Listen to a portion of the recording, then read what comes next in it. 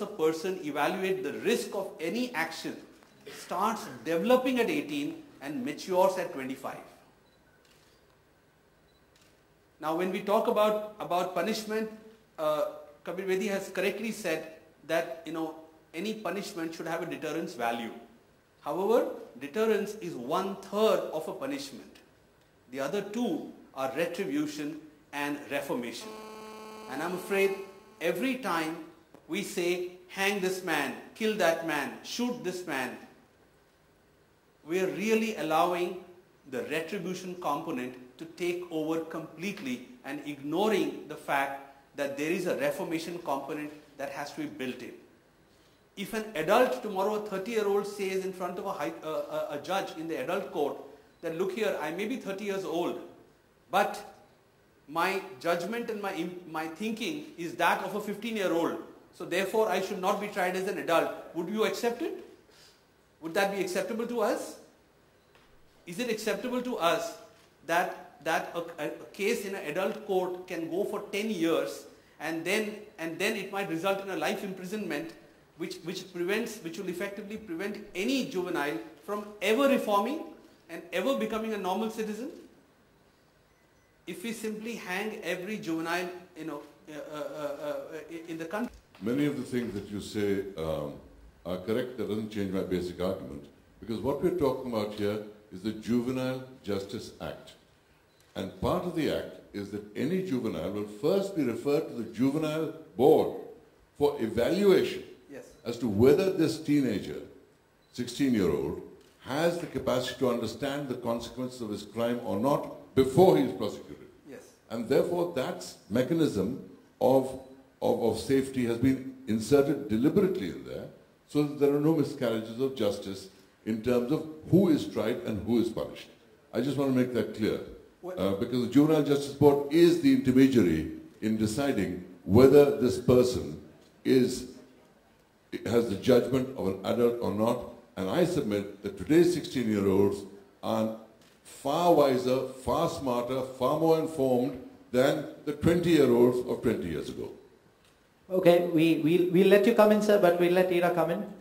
I'm going to be taking an in-between view of this. I think you brought in some valid yes or points. a no. You can't be middle. No grey areas for today. Maybe. I do believe that at the moment, India is a very large country with many different kinds of people in many different kinds of social strata. So I don't think that one rule which we can apply to even a city like a Delhi or a Bombay, there's then rural India. So if we apply a rule of 16 versus 18, this is for the entire country. We don't have laws which are state-wise or region-wise. And so I do think taking the diversity of this country, taking the fact that we really are changing at a very, very fast pace. Our society is changing really literally at cyber speed. The kind of things that happen today with technology, with mobile phones, with the internet, with infrastructure, with road connectivity, planes, trains, whatever, is really in some way, as you said correctly, that kids today are far wiser and far less protected than they were 20 years ago, and far more informed. So I do think that what we need in place is a case-by-case basis. Now, looking on the other hand, look at the Nirbhaya case. It was that juvenile who performed the most heinous of the crimes, if you look very closely at that rape. So does that young man deserve to be punished? Yes. And on that point, if you look at the juvenile centers that we have, the reform centers that we have, they're in awful condition. So if we do take a 16-year-old, do we really feel like he's going to get reformed? If he does get a 2-year sentence at a juvenile center, do we really feel like he's going to come out not being a criminal? And that young man will then end up being a menace to society for many years of his life. So I do think that what we perhaps need is a middle approach where there is a committee where people can decide whether this particular individual and the extent of the crime is committed can be either can be treated as an adult or a juvenile. That's what the Juvenile Justice Board does before it hands over a 16-year-old to the process of law. That's the purpose of the Juvenile Justice Board, which is part of the Act. And therefore I support the Act. Exactly. So I do think that if we can take an approach where, yes, at 16 there's no way that you can go to jail, that should be removed, but then there's something to say that maybe it could be a slightly more lenient punishment at 16 to 18. So I do think that we have to leave this up to our judicial system. I'm sure the judges will consider that. Exactly.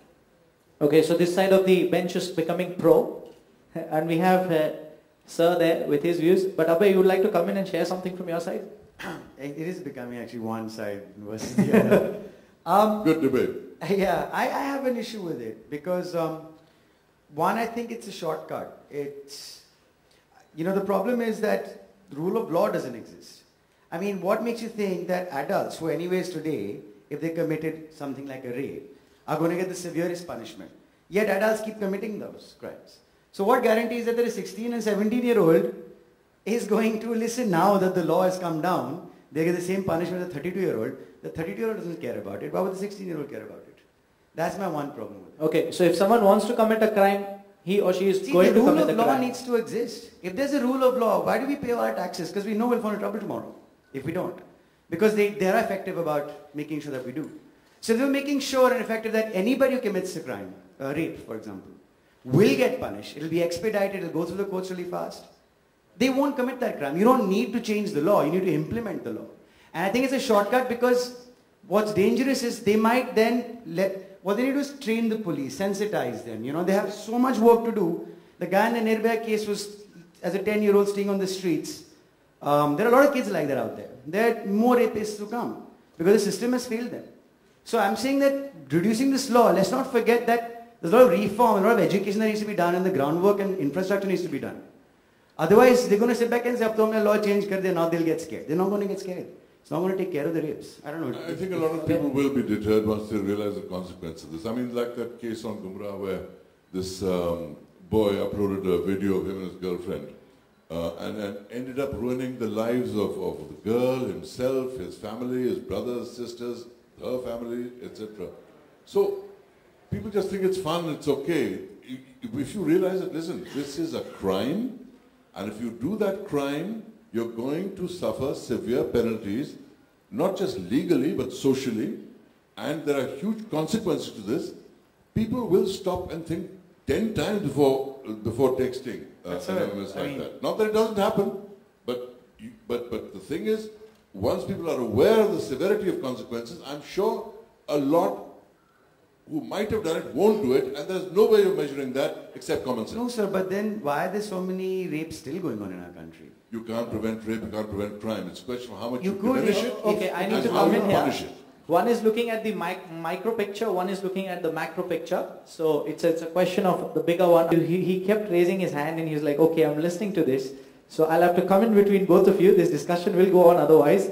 But sir, 16 years old, 17 years old, in recent cases, have been involved in crimes that were unheard of in our country from a long time. So do you think that the way you are looking at the situation where you say, no, a child is yet a child, but what about by case? So that one case could be Exactly. I do specially think done. that it needs to be case by case and also adult. But I understand the Juvenile Act is going to be a blanket, okay, 16 is an adult. That's how I understand it, right? No, there's it's no not really allowing like- space It for... will go to juvenile There is, justice there board. is, The yeah. It juvenile will first go to the board. Yes. It goes first to the board, and the board decides whether this 16-year-old has the capacity to understand the consequence of his actions, what was its intent, what are the circumstances, and in those circumstances recommends whether he should be tried as an adult or not. But what happens in a case when, let's say, a 15-year-old girl and a 16-year-old boy are boyfriend and girlfriend and they decide to have sex, and then the father gets angry and then puts him up for rape? Then what happens? Well, if you're 16, you And should girl is know... 15. No, you see, misuse That's of... the age when you Wait. Misuse of the law is one thing. I mean, there are a lot of women claiming rape after having a relation under the new law. This is the same penalty that any 18-year-old faces. So, I'm saying there's no difference today between the 16 and 18-year-olds, given the way But society maybe the has board changed. suggests, or maybe the board says that these two are... The thing is that just by changing this law, aren't they going to then be lax about sensitizing the police, training the police, perhaps getting some infrastructure in place? Because I think that's where the real work... That's a very important point that you raised earlier also, and there's another point that you raised just before that. which is the one about consensual. People aren't more vocal about reform and infrastructure as opposed to the law. For me, really, I keep saying, I think the law is a shortcut. It's an excuse not to, it is a shortcut, implement but in an that infrastructure. period, But then- you know, Then to add flame to the fire, what would you tell a person? A middle ground, like as they were mentioning, if they can take specific cases and treat them separately because of the nature of the crime, and I think you also in agreement with that. I think all of us are in agreement of, But not treat them as adults. but not treat them as adults. No, that I'm not for. So, but- Because I think, like I said, this boy who was in the Nirbhaya case, who was raped and grew up on the streets, you think there aren't 30, 40, 50, 60,000 more of him right now? You don't have to be in a jail to be raped and be hardened. Life will do that to you. Just because we have kids on the streets right now. And these could be possibly your future rapists. I'm not saying rape doesn't happen within higher societies. It does. And that's a different set of crime altogether. It's a different group of people altogether. So you've got to take it each and Yes, compartmentalize it. But And you- one of the problems is that, they grow up in such environments that they get hardened by the time they're 16, but 17. unfortunately, law is universal, and we cannot compartmentalize Yeah, I'm not law. saying that. I'm That's saying why there are various things, but I'm saying that one of the issues we do have is poverty. It's a breeding ground for all sorts of criminals. Why are we not addressing that? Because everything is connected at the end of the day. Just by saying okay, lower it from 18 to 16 isn't going to make it go away. That's my issue. My issue is that might be an excuse to not take care of everything else. That makes it Poverty criminal. away. I mean, It all boils down to rule of law. If it is implemented, even the adults will be too scared to commit those crimes, yeah? But it's not. We're not supported by rule of law. So then what's going to stop the young 16-year-old from being scared? Why would he be when we don't take our judicial system seriously, when cases can go on for 10, 20 years, when corruption is an all-time high? What's going to stop them? Just a little change in the law, but the law can be abused all the time.